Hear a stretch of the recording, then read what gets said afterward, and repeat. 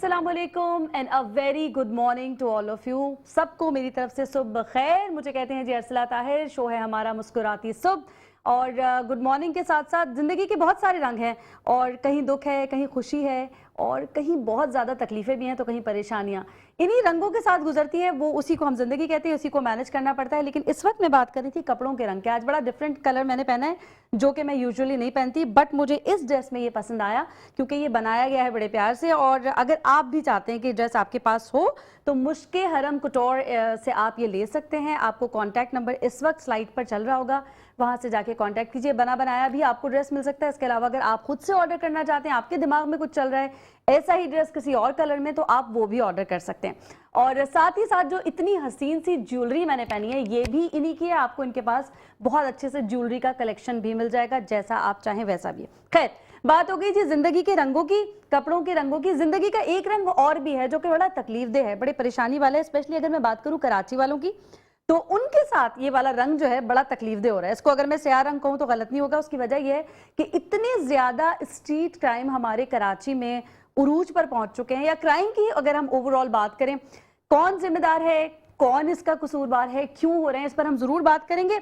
लेकिन फेस हमको और आपको करना पड़ रहा है। मैं और आप क्या कर सकते हैं जाती हैसियत में? एक तो ये कर सकते हैं कि अपनी हिफाजत खुद कर लीजिए, खुद से प्रिपेयर रहिए, कहाँ जाना चाहिए, किस तरह जाना चाहिए, क्या चीजें आपके पास होनी चाहिए, क्या नहीं होने चाहिए, और कौन सा वक्त होना चाहिए सेफ निकलने का। एक बात। दूसरी बात ये कि आप अपने घर में ऐसा माहौल जरूर बनाइए, जो आपके घर में बच्चे मौजूद हैं, जो आपके घर में सीखने सिखाने वाले लोग मौजूद हैं, जो आपके सर्कल में लोग मौजूद हैं, वो जरूर अच्छी और बुरी चीजों की पहचान कर सकें। क्योंकि बुराई जब भी आम होती है तो वो जरूर इसी तरह से होती है कि जब उसकी अवेयरनेस नहीं होती, आप उसकी तालीम नहीं देते, आप उसका शऊर नहीं देते, तो उसकी वजह से वो बुराई जो बढ़ती चली जाती है। कुछ लोग बड़ा इसको आइडियलाइज करते हैं कि पैसा ही तो कमाना है, जिंदगी का यही तो मकसद है, ऐसे नहीं तो वैसे नहीं। अक्सर लोगों से आपने सुना होगा, वो कहते हैं कि जी घी जो है वो सीधी उंगली से नहीं निकले तो टेढ़ी उंगली से निकाल लेना चाहिए।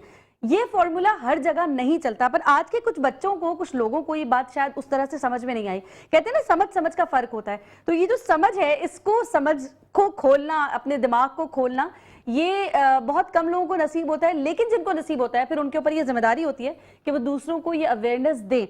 ऐसे प्रोग्राम्स हों, इस तरह की बातें हों, जहां पता चले कि ये बुराई है और ये अच्छाई है। जब आप बुराई पर को बुराई की तरह ही पोर्ट्रे करेंगे, तभी लोगों को समझ में आएगा कि ये गलत काम है और इस गलत काम से बहुत सारे लोगों का नुकसान होता है। इवेंचुअली नुकसान उन्हीं का होता है। मेरा और आपका तो शायद सिर्फ मोबाइल चला जाता हो या हमारी कमाई का कुछ हिस्सा चला जाता हो, लेकिन जो लोग ये कर रहे होते हैं, आपको ज्यादातर लोगों की, आपने शायद इस तरह की मूवीज भी देखी हो, इस तरह के ड्रामास भी देखे हो, और अपनी जिंदगी में ऐसा प्रैक्टिकल भी किया हो कि उन लोगों का अंजाम इन दी एंड बुरा ही होता है। चाहे वो उनकी खुदा ना खास्ता मौत की सूरत में हो, उनकी फैमिली में कोई ऐसा प्रॉब्लम उनको देखने को मिले, ऐसे लोगों को आप फलते फूलते देखेंगे नहीं। इसी मौजू पर हम और भी बहुत सारी बातें करेंगे। यहाँ वक्त तो एक छोटी सी ब्रेक का, अभी जाते हैं ब्रेक पर और जल्दी से वापस आते हैं। आपने कहीं नहीं जाना, रहना हमारे साथ। वेलकम बैक नाज़रीन, एक बार फिर से करते हैं आपको खुशामदीद मुस्कुराती सुबह में। मैं हूं अरसला ताहिर, और इस वक्त हम बात अभी ब्रेक से थोड़ी देर पहले कर रहे थे कराची में जो स्ट्रीट क्राइम्स की हद हो चुकी है, जिसको आप आसानी से कह सकते हैं कि हद जो होती है शायद वो भी क्रॉस हो चुकी है। क्योंकि देखने में अब ऐसा आता है कि लोग जो हैं वो शायद महफूज लोग जिनको कहा जाता है वो अब कम रह गए हैं। स्ट्रीट क्रिमिनल्स जो हैं वो ज़्यादा है, क्योंकि किसी एक को लूटने के लिए चार लोग होते हैं, और समझ नहीं आता इसका हल किसके पास है, किससे हम हल लें। इतनी बड़ी ये परेशानी है, किस वक्त निकलें, क्या करें। इस वक्त हमें ज्वाइन कर लिया है हमारे नुमाइंदे ने, और इनका नाम है जी समीर कुरैशी। समीर कुरैशी, आपने हमें सुन लिया है जी? अस्सलाम वालेकुम। वालेकुम। अच्छा जी, अब ये बताइए जरा, स्ट्रीट क्रिमिनल्स इतने ज्यादा हो गए हैं कि एक बंदे को लूटने के लिए चार लोग आ रहे हैं, तो स्ट्रीट क्रिमिनल ज्यादा है या हम लोग ज्यादा हैं? जी देखिए, बात यह है कि ज्यादा तो हम लोग हैं, स्ट्रीट क्रिमिनल ज्यादा नहीं है। लेकिन सबसे बड़ी बात ये होती है कि जब वो असलहा लेके आते हैं तो एक इंसान जो है, जिंदगी सबको प्यारी होती है और इंसान जो है वो बिल्कुल बेबस हो जाता है जब एक असलहा देखता है। यहाँ आम शहरियों ने असले के लाइसेंस बनाए और अपने पास असलहा रखने की जो अपने साथ रखने लगे, जिससे बहुत सा रिजल्ट भी आया अच्छा। जो डाकू लूटने आते थे तो कई जख्मी भी हुए, कई बगैर लूटे भी भाग गए। लेकिन यहाँ पर एक अजब कहानी है इस कराची शहर की, बल्कि अगर सिंध की बात की जाए, क्योंकि यहाँ पर स्ट्रीट क्राइम की वारदातें, मैं आपको बताऊं, रवां साल के अंदर 70,000 से जायद वारदातें स्ट्रीट क्राइम की अब तक हो चुकी हैं, जिसमें गाड़ियां छीनने के वाकयात, मोबाइल छीनने के वाकयात और दीगर जो लूटमार के वाकयात हैं। 113 से जायद अफराद जो है डाकुओं की फायरिंग से हलाक हो चुके हैं, जबकि सैकड़ों के करीब जख्मी हैं, जो कि आजकल नया ट्रेंड निकला है कि लूटमार भी करते हैं और फायरिंग करके फरार हो जाते हैं। तो मैं आपको बता रहा था कि डाकुओं को तो असलाह रखने की इजाजत दे दी गई है, जो कि बगैर लाइसेंस के रखते हैं, लेकिन जो लाइसेंस वाला असला है उसके ऊपर 3 माह के लिए निगरान गवर्नमेंट ने पाबंदी लगा दी कि असलाह लेकर कोई नहीं चलेगा। तो वो डाकुओं के लिए तो कोई इजाजत की जरूरत नहीं है, लेकिन आम शहरियों के लिए अब असलाह रखने पर पाबंदी लगा दी गई है कि वो असलाह साथ नहीं रख तो फिर सकते। क्या करेंगे और वो अपनी हिफाजत के लिए? अगर वो असलाह भी नहीं रख सकते, आप पुलिस भी उनको हिफाजत नहीं दे रही है, तो फिर क्या करें? लुटते रहे जी देखिए, ऐसे? अब जी ऐसे ही सूरत हाल है, लुटते ही रहेंगे। आप ये देख लें कि किस तरीके से सूरत हाल आपको वाजे हो रही होगी कि ये पिछले अगर 2 हफ्तों या इस सवा महीने की बात की जाए तो तकरीबन होटलों के ऊपर बैठे हुए इस वक्त 200 से ज्यादा अफराद लुट चुके हैं, जो रात को काम से थक कर आते हैं, चाय के होटलों पे बैठते हैं, दोस्तों के साथ गपशप करते हैं, तो 4 से 6 मोटरसाइकिल पे मुसल्लम मुल्जिमान आते हैं और पे बैठे हुए जितने भी लोग हैं जो चाय पीने के लिए बैठे होते हैं लूट के चले जाते हैं। यही सूरत हाल बफर जोन में हुई, आयशा मंजिल पे हुई, इसके अलावा दीगर तकरीबन कोई 6 से 7 होटल हैं जो कि लुट चुके हैं, जहां लोग बैठते हैं। 200 से ज्यादा अफराद जो हैं वो लुट चुके हैं। अगर बात की जाए दीगर वारदातों, कल आबाद के अंदर एक इजलास हो रहा था जिसमें एडिशनल आईजी कराची खादिम रिंद जो है वो शरीक थे, और उन्होंने उसके अंदर दावा किया कि जराइम में कमी आ रही है। जिस वक्त उन्होंने ये दावा किया जराइम में कमी आ रही है, उसी वक्त उसके कुछ देर बाद ही जो है नॉर्थ नाज़िमाबाद में एक निजी बैंक में 5 मुसल्लम मुल्जिमान दाखिल हुए और तमाम हमले को यरगमाल बनाकर लाखों रुपए जो है वो लूट कर फरार हो गए, जिनका अब तक कोई पता न चल सका है। तो ये वारदातें मुसलसल हो रही हैं। अगर गुज़िश्ता साल की बात की जाए तो गुज़िश्ता साल में 85,000 से ज्यादा वारदातें हुई थी, लेकिन इस बार जो है 10वें महीने तक जो है अब तक 70,000 से ज्यादा वारदातें हो चुकी हैं। पिछले साल भी पुलिस नई हिकमत अमलियां बनाती रही कि अगला साल सकून में गुजरे, लेकिन अवाम के लिए कोई साल सकून में नहीं गुजरा, और यही 10 महीने के दौरान 70,000 से ज्यादा वारदातें जो हैं वो अब तक हो चुकी हैं। ठीक हो गया। अच्छा, एक सेफ सिटी प्रोजेक्ट के बारे में भी हम सुनते आ रहे थे, वो कब से फाल हो जाएगा? जी देखिए, सेफ सिटी प्रोजेक्ट के बारे में हम भी सुन रहे हैं तकरीबन 10 सालों से कि सेफ सिटी प्रोजेक्ट आ रहा है, लेकिन ये पिछली जो गवर्नमेंट थी जो गई है, उस पीपल्स पार्टी की हुकूमत ने आखिरी जाते वक्त जो है वो कुछ चीजें फाल की इसकी सेफ सिटी प्रोजेक्ट की, और आसिफ एजाज शेख जो डीजी सेफ सिटी प्रोजेक्ट है उनको चार्ज दिया। उनके आने के बाद जो है कुछ हिलजुल महसूस हुई है, ज्यादा नहीं हुई लेकिन हिलजुल महसूस हुई है। लेकिन सबसे बड़ी बात है सेफ सिटी प्रोजेक्ट के अंदर जो कि करोड़ों रुपए अरबों रुपए का ये प्रोजेक्ट है, इसको किस तरह से पाया तकमील पर पहुंचाएंगे? इनके पास दफ्तर नहीं है, इनके पास गाड़ियां नहीं है, इनके पास अमला नहीं है।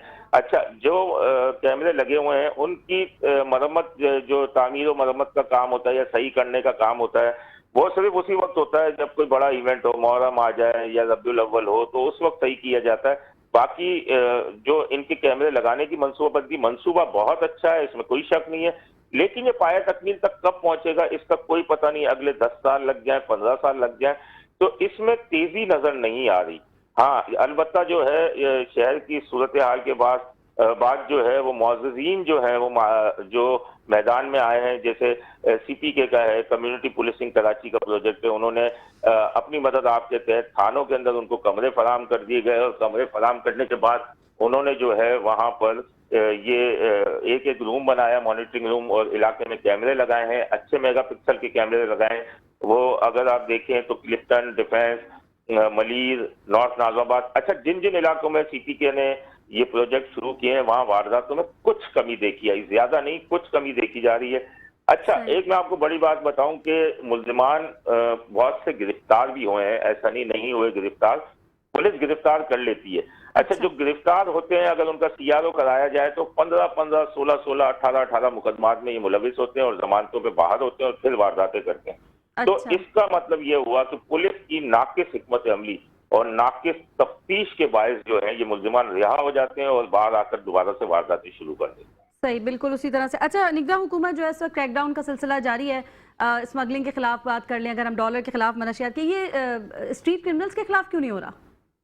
जी ठीक है, स्ट्रीट क्रिमिनल्स के खिलाफ तो वैसे ही इकदाम किए जा रहे हैं, लेकिन जो सूरत हाल वाज़े तौर पर नजर आ रही है वो सिर्फ ये नजर आ रही है कि पिछली गवर्नमेंट के अंदर भी जब कोई वारदात होती थी तो वजीर आला, आईजी सिंध और जो होम मिनिस्ट्री तो वजीर आला सिंध के पास ही थी, लेकिन अब भी वही सूरत हाल है कि नोटिस ले लिया, 48 घंटों में रिपोर्ट तलब कर ली और जो भी गिरफ्तारियां की जाए और गिरफ्तारियां ना होने के बाद चुप साध दी जाती है। सिर्फ नोटिस लिए जाते हैं, लेकिन कहीं भी अमली इकदाम निगरान हुकूमत की जानिब से भी नजर नहीं आ रहे। पहले कहा जा रहा था कि पुलिस के अच्छे अफसरान लाएंगे, टीम तब्दील होगी, टीम तब्दील तो ना हो सकी। बहरहाल जो अफसरान आए हैं वो भी टेंडर्स के जरिए आए, जो कि भारी रकूम रिश्वत में देकर और उनकी तैनातियां हुई हैं। अब आईजी सिंध खुद भी परेशान है। Additional IG Karachi, IG Sindh का चंद रोज कबल इजलास हुआ था, उसमें मफरूरों की जब बात आई तो पता चला कि जितने 50,000 से ज्यादा मफरूर सिंध में हैं और 1% भी मफरूर जो है वो गिरफ्तार ना हो सके हैं। कुछ मफरूर गिरफ्तार हुए हैं। उन्होंने एडिशनल आईजी कराची से आईजी ने कहा कि पुलिस काम नहीं कर रही, तो उन्होंने इस बात को वाज़े तौर पे उन्होंने एतराफ किया कि जी बिल्कुल पुलिस काम नहीं कर रही। तो ये सूरत हाल बड़ी तशवीशनाक है कि पुलिस अगर काम नहीं कर रही तो अवाम अब कहाँ जाए। यही मेरा भी ये सवाल था कि अब हम कहाँ जाएं। अगर कुछ पुलिस भी काम नहीं कर रही तो अब फिर आप हमें भी अलाउ नहीं कर रहे हैं कि आप असला लेकर खुद अपना फैसला खुद ही वहीं के वहीं, क्योंकि अब इतनी ज्यादा बढ़ चुकी है तादाद। और अभी आपने पिछले साल की मुझे फिगर दी और फिर इस साल की, तो उसमें कोई खास फर्क तो आया नहीं है, कुछ हजार का फर्क आया है। तो फिर ये क्या परफॉर्मेंस है, कहाँ पर खड़े हैं हम, क्या होने वाला है आगे? और ये देखिए, पिछले साल का मैंने फिगर आपको दिया जो कि 12 महीनों का था, 85,000 से ज्यादा वारदात है। 10 महीनों का 70,000 से ज्यादा वारदात है। जबकि एक अंदाजा लगाया जा सकता है कि अगर 12 महीने मुकम्मल होंगे तो ये वारदातें 1 लाख तक पहुंच चुकी होंगी, जितनी स्पीड से रोज वारदातें चल रही है। FIR काटी नहीं जा रही। पहले गुलाम नबी मेमन के दौर में क्राइम जब बढ़ा था, 85,000 की जब फिगर आया था तो गुलाम नबी मेमन जो साबिक आईजी सिंध, उनका कहना था कि FIR ने फौरन कट रही है, जिसकी वजह से जराइम नजर आ रहा है। अब तो पुलिस FIR नहीं काट रही। CPLC के भी आजाद शुमार उठा रहे हैं। पुलिस के आजाद शुमार में ये तो हमेशा फर्क रहता है कि आजाद शुमार में, लेकिन इस साल की जो है वो 70,000 से ज्यादा जब तक हो चुकी है। अगर ये 25 दर्जों में शुरू हो जाए तो हमारे ख्याल के अंदर 1 लाख से ज्यादा वारदातें हो ही चुकी है। तो यहाँ इस तरह के हाल के अंदर जब एडिशनल आईजी कराची एतराफ कर रहे हैं कि पुलिस काम नहीं कर रही और सब आईजी सिर्फ परेशान है, तो आवाम को बिल्कुल ही महसूस है कराची का कोई गरीब कोई पूरा देख ले, कोई महंगा देख ले या कोई भी जगह देख ले जो कि महसूस हो। एक तरीके की कराची की कोई जगह ऐसी नहीं है जहाँ महसूस हो शहरी बाइक से निकले, गाड़ी में निकले या पैदल निकले, वो किसी खौफ में होते हैं कि अभी लुट गए या अब लुट गए या अब लुट गए। यहाँ करके अब शहरी इतने परेशान हो चुके हैं तो पता भी पूछते हैं तो खबर है कि वो लूटपाट करने के लिए आए। ठीक है। अच्छा, मुल्क के दूसरे शहरों की अगर हम बात कर लें, वहां इतना रेशो नहीं है स्ट्रीट क्राइम्स का। उनकी क्या पॉलिसीज ज्यादा अच्छी हैं हमसे? उन्होंने क्या डिजाइन किया हुआ, हम में और उनमें क्या फर्क है? क्या हमें उनसे ले लेना चाहिए प्लानिंग, क्या करें? की बात की जाए, लाहौर की बात की जाए तो लाहौर में क्राइम बहुत हद तक कंट्रोल है। क्राइम तो वहाँ भी है, ऐसा नहीं कि क्राइम नहीं है, पंजाब में नहीं है, वारदातें वहाँ भी हो रही है। लेकिन कराची जो है वो इस वक्त जो है मुझे लग रहा है कि आवाज़ समीर कुरैशी साहब आपकी बिल्कुल भी नहीं आ रही है इस वक्त। मुझे तो कुछ भी समझ में। तो खैर, हम यहाँ पर बात करें जी स्ट्रीट क्राइम्स की, और जैसे कि बात अभी इतनी तफसीली हम समीर कुरैशी से भी हमें वो भी अपडेट कर रहे थे कि कुछ ना कुछ पिछले साल से फ़र्क आया है, लेकिन वो बिल्कुल ऐसा है जैसे आप कह सकते हैं आटे में नमक के बराबर। और चीज़ों पर बहुत ज़्यादा काम हो रहा है, काम हो भी रहा है या नहीं हो रहा, खैर हम ग्राउंड पर तो नहीं है, लेकिन जो सुनते आ रहे हैं, जो पढ़ते आ रहे हैं, जो लोगों से मालूमात हो रही है। लेकिन स्ट्रीट क्राइम की अगर बात की जाए, वो क्योंकि डायरेक्टली हम फेस कर रहे हैं तो इसलिए हमें नहीं लगता। अच्छा जी, समीर कुरैशी आप हमें सुन सकते हैं जी? हम बात कर रहे थे मुल्क के दूसरे शहरों की। मैं चाहूंगी जरा उस हवाले से हमें बताइए कि वहां पर क्या पॉलिसीज हैं जो यहाँ पर नहीं है, जिसकी वजह से यहाँ इतना रेशो बढ़ गया है। देखिए, इस वक्त कराची के अंदर सूरत हाल जो अभी निगरान गवर्नमेंट ने किया है कि जिस तरीके से जो गैर मुल्की हैं, जो कि रजिस्टर्ड नहीं है, उन्हें निकालने का अमल शुरू किया है। गिरफ्तारियां भी हो रही हैं जिनमें अफगान बाशिंदे ज्यादा हैं। यहाँ लूटमार में भी अफगानी, बहुत से इलाके ऐसे हैं जो अफगानी ही मुलविस हैं लूटमार के अंदर, और इस चीज का एतराफ भी निगरान गवर्नमेंट कर चुकी है। तो अब उनको निकालने की तैयारियां हो रही हैं, लेकिन वो भी स्पीड नजर नहीं आ रही। और अगर आप देखेंगे तो अब कुछ पहली तारीख तक का टाइम दिया गया है, जिसके अंदर कुछ 4-5 दिन बाकी हैं, लेकिन आपको वो रिजल्ट नजर नहीं आएगा जो रिजल्ट नजर आना चाहिए। जी, रोड मेरा मैप भी यही तैयार हो सवाल गए था कि हैं, क्या बहुत बड़ा फर्क पड़ जाएगा हालात में? कोई फर्क नहीं पड़ेगा।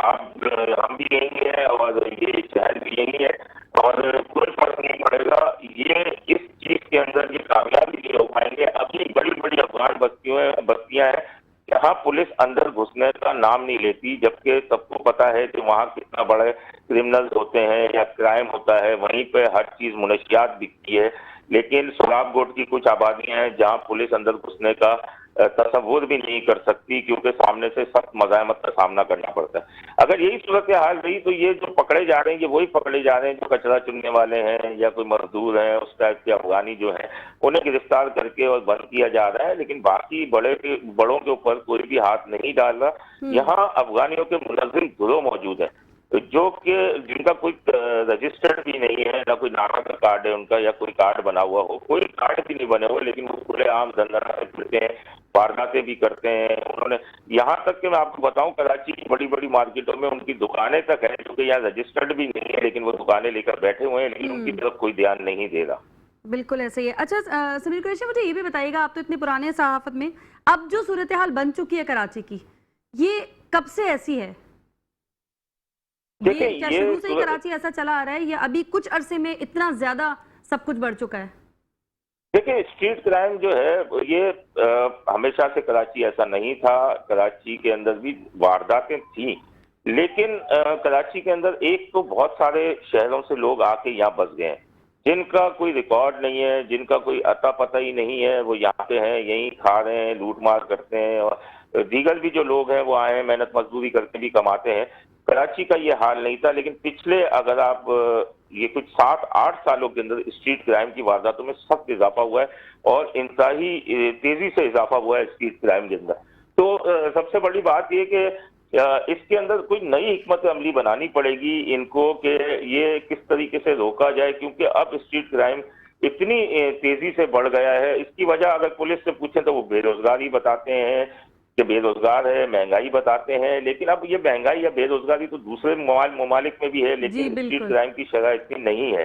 तो अब इसके लिए कोई संजीदगी से कोई सोचना पड़ेगा, कोई संजीदगी से कोई अफसरान आए जो कि बैठकर सोचें, सिर्फ बातों और कागजों तक महदूद न रहे, कोई अमली इकदाम भी नजर आए तो ही कुछ फायदा हो सकेगा। वरना शहरी इसी तरह लुटते रहेंगे, अपनी जमा पूंजियां खोते रहेंगे, इसी तरह बैंक लुटते रहेंगे।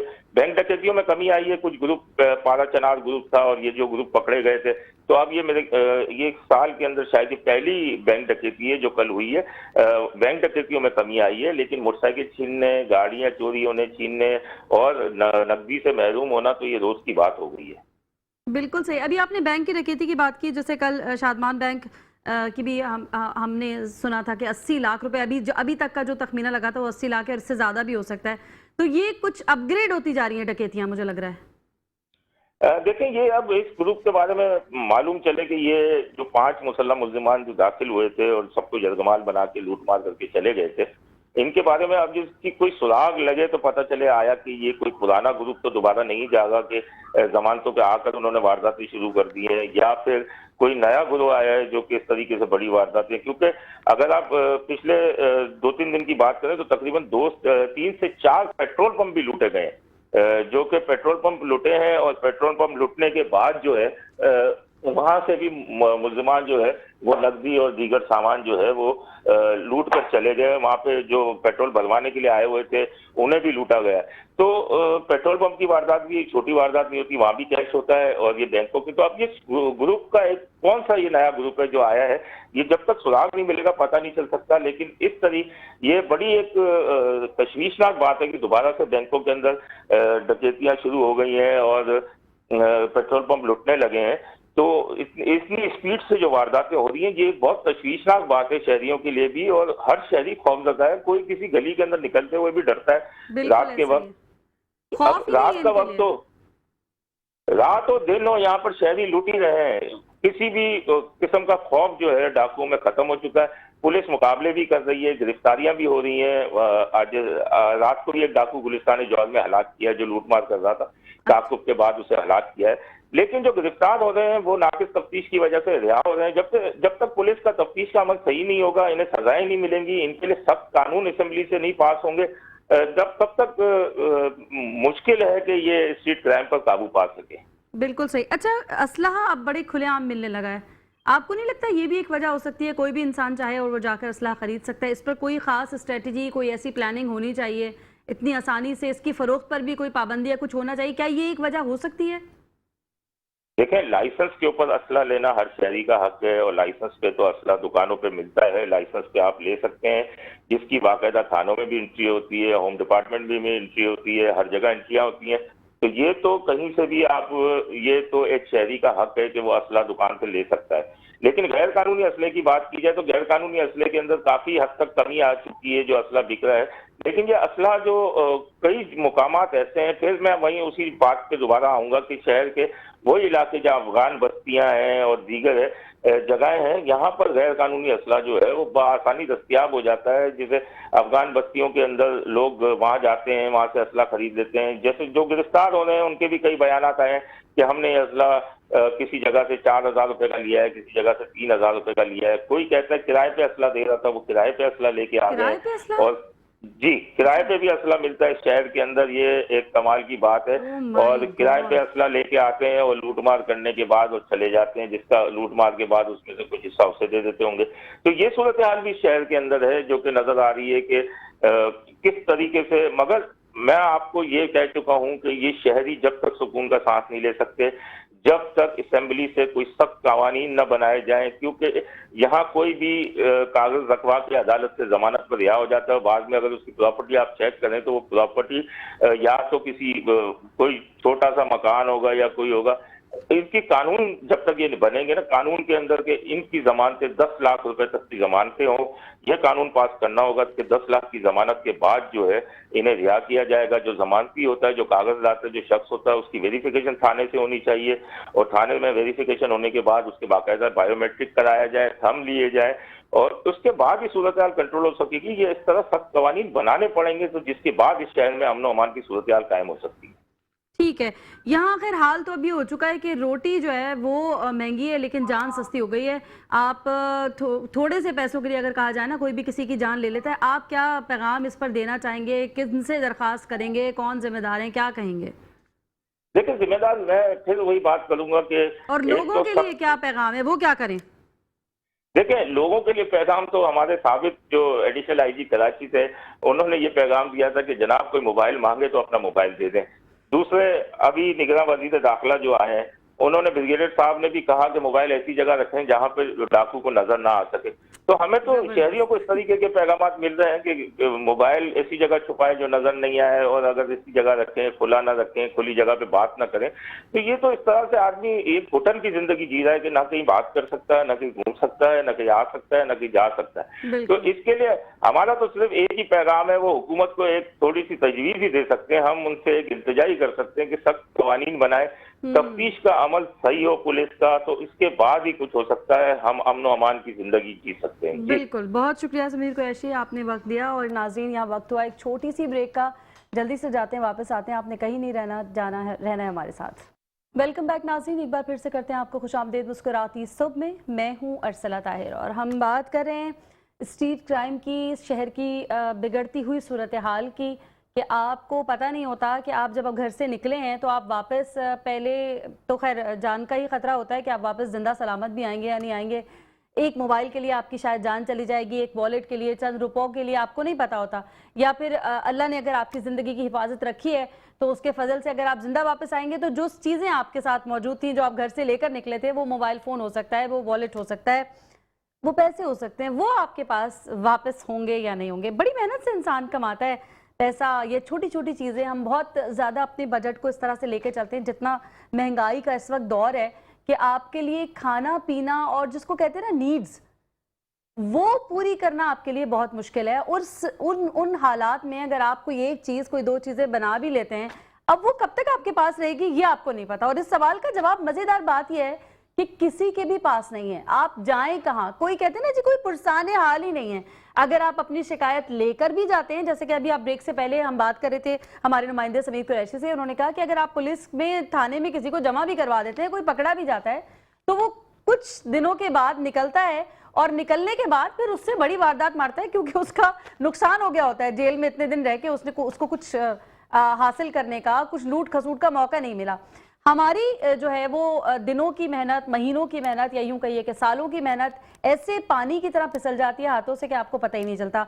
अच्छा, लूटमार का सिलसिला अब ये नहीं है कि आप किसी सुनसान गली में, किसी सुनसान रोड पर आपको कोई आकर लूटेगा। रश में इतना एतमाद स्ट्रीट क्रिमिनल्स का बढ़ चुका है, रश में 50 लोगों के बीच राह चलते कोई भी आपके पास आएगा और आपसे आपका सामान बड़े ही धड़ल्ले से मांगेगा, जैसे ये उसका हक है और आपने देना भी है। मजेदार बात यह है कि अब सिचुएशन ये वाली हो गई है कि अगले ने, अब जो जिनको जिम्मेदार हम ठहराते हैं कि उनकी जिम्मेदारी है, वो कोई ऐसी पॉलिसीज बनाए, वो कोई ऐसी स्ट्रैटेजीज बनाए जिससे हम इन सिचुएशन से निकल सके, हमारी सेफ्टी के लिए, हमारी सिक्योरिटी के लिए। उनके पास हमारे लिए मशवरे ये होते हैं कि जरा छुपा के रखें चीजों को छुपाइए, एहतियात से रखिए, अगले को नजर नहीं आइए, नजर ना आए, कम चीजें लेके जाइए।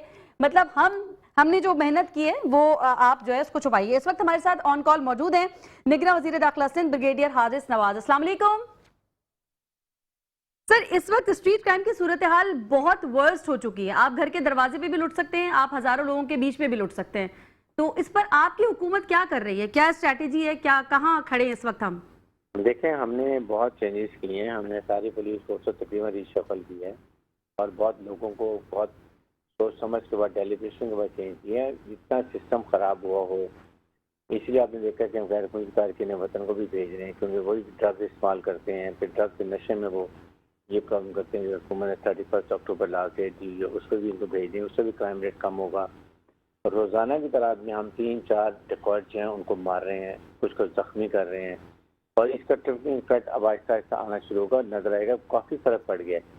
लेकिन अभी जितने हालात ख़राब थे उस हिसाब से देखें तो बहुत फ़र्क पड़ रहा है और आपको अगले 3-4 हफ्ते में बहुत फ़र्क आएगा। हम दिन रात मेहनत कर रहे हैं। कल मैं चीफ मिनिस्टर, हम लोग सक्कर गए हुए थे, उसके बाद मीर को मथेलो गए हैं, सब जगह हमने प्रेस कॉन्फ्रेंस की है, मुलाकात की है, नोटेबल से मिले हैं। यही इनको बताया कि क्या कुछ मुझे निगरान हुकूमत कर रही है और इंशाल्लाह आपको हम 3-4 हफ्ते में और बेहतर रिजल्ट दिखाएंगे।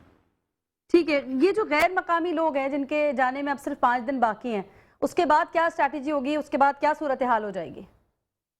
एक टीम बना दी है जिसमें एक डिप्टी कमिश्नर इलाके के जो है वो होंगे, उसमें नादरा की टीम होगी, सुपरिटेंडेंट पुलिस होंगे और उसके साथ स्पेशल ब्रांच के लोग होंगे। 1 विंडो ऑपरेशन कर रहे हैं। फर्स्ट के बाद जिनको हम देखेंगे उनको डॉक्यूमेंट चेक करेंगे, अगर उनके पास जाली शनाख्ती कार्ड है, ये जाली नादरा कार्ड है, ये जाली तो वीज़ा कार्ड बनाए हुए हैं और फिर वो ओवरस्टे किया, उन सबको हमने डिपोर्ट करना, किसी मुल्क के भी हों। और वो उनको हम डिटेंशन जगह बनाई हुई है, वहाँ पर उनको लेके जाएंगे, रखेंगे बड़े एहतराम से और ख़वातीन को, बच्चों को हम बहुत अच्छे से मेहमानदारी करेंगे, किसी को कोई प्रॉब्लम नहीं होगी। और उसके बाद इनको जो अगर बलूचिस्तान, इनके अफगानिस्तान के लोग होंगे उनको बलूचिस्तान के रास्ते, चमन के रास्ते में भेज देंगे। अगर इंडियन नेशनल हैं तो वो हम लाहौर बाय ट्रेन यहाँ से भेजेंगे और वाईफाई के हमारे लोग जो हैं वो उनके इंडियन गवर्नमेंट के सपोर्ट करेंगे। और जो वो ममालिक हैं जिनको बाय एयर भेजना पड़ेगा, उनकी कॉन्सुलेट से हम कोऑर्डिनेशन कर रहे हैं, उनको उनके थ्रू भेजेंगे। One thing is for sure कि इंशाल्लाह इन सबको हम पूरी कोशिश है कि बहुत जल्द से जल्द अपने ममालिक में भेज दें ताकि पाकिस्तान में जो प्रॉब्लम फेस करने वो खत्म हो सके। इंशाअल्लाह ताला उम्मीद करते हैं कि अल्लाह ताला आपको अपने प्लान्स में जो है वो कामयाबी दे। आपका बहुत बहुत शुक्रिया सर, आपने अपने कीमती वक्त से वक्त निकाला। और यहाँ वक्त हो चुका है नाज़रीन, एक और छोटी सी ब्रेक का, जल्दी से जाते हैं और वापस आते हैं। आपने कहीं नहीं जाना, रहना है हमारे साथ।